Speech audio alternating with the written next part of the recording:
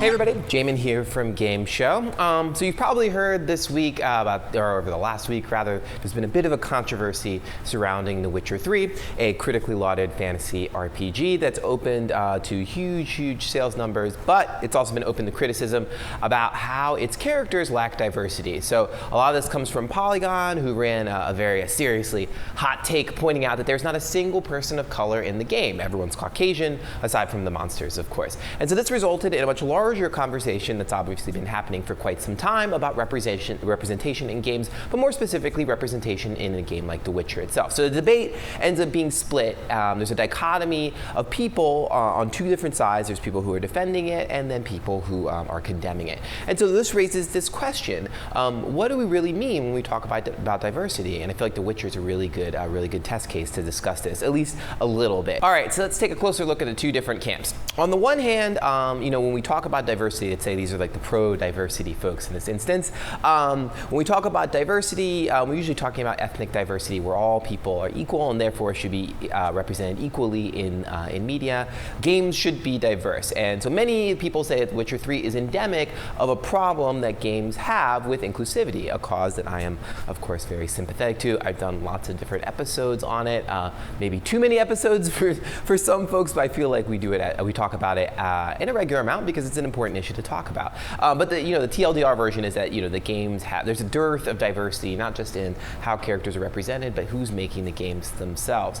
And as we've noted before, many characters of color are often pushed to the sideline as non-playable characters, where they're often stereotyped or they're cast in an unfavorable light as bad guys, or if there's just one person of color you get one for the year or something like that. So on the other side, let's say it's like the pro-Witcher folks. On the other side, they're saying that that The Witcher is that series, that franchise, it's Polish, and claims that representation in The Witcher is historically accurate. So games may have a diversity problem, they say, but The Witcher ostensibly isn't a part of it. So let's take a look outside of games for an answer. So diversity can also mean not just ethnic diversity, but also cultural diversity, where distinctive language and dress and customs are allowed to flourish, which is really great. And The Witcher 3 was created, as I mentioned, in Poland as a fantasy work of 12th century Slavic culture. Many of the characters come from straight out of Polish folk tales like the Fish People, for example, or the main character is a Vedmak, or a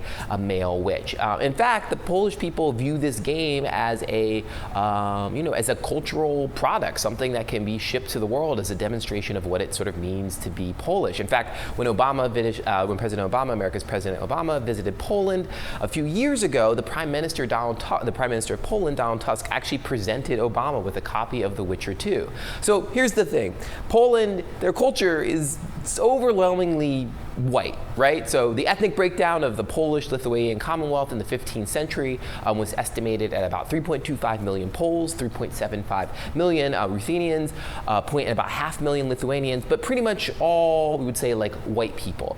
And even today, the largest non-white ethnic group in Poland is the Vietnamese, who make up less than 0.1% of the population. So in a sense, The Witcher is justified in being monographically white, but it does clash with this larger desire for games to have a very important role to play as far as ethnic diversity is concerned. Remember, this is not a game that's just being made for Poles, by Poles. It's a game that is going to have a global audience. It's going to be one of the most popular games this year, certainly one of the best reviewed games this year. So it does transcend this particular context in which it's made, which is why we're having a conversation about it. So what do I think? Well, unfortunately, I don't think either side has it quite right. So the pro-diversity folks are obviously, I think, maybe not quite so obviously, but the pro-diversity folks are dead on in a sense. If you're willing to believe that there's magic or dragons in 12th century Poland, then you can certainly believe that there are non-white folks there at all. I'm very sympathetic to the idea that, like,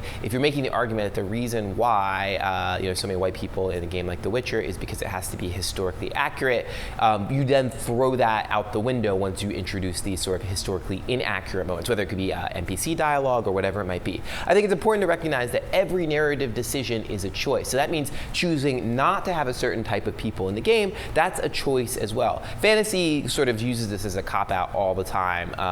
And so, it often uses its identity or its position as fantasy, or this idea that, like, hey, it's not real, as an excuse not to create more racially diverse universes, even though they ask you to sort of like throw reality to the wind, and that's part of building a universe.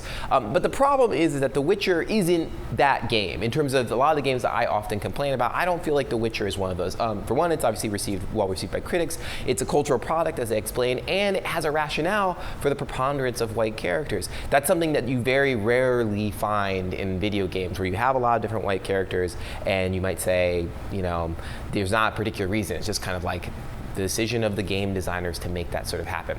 So the pro-Witcher folks, they have a really strong case, but I think it's important to remember, because I think it's really important to remember that having all white characters does not necessarily mean that there's a lack of diversity. There are different types of diversity, ethnic diversity, and there's obviously cultural diversity as well.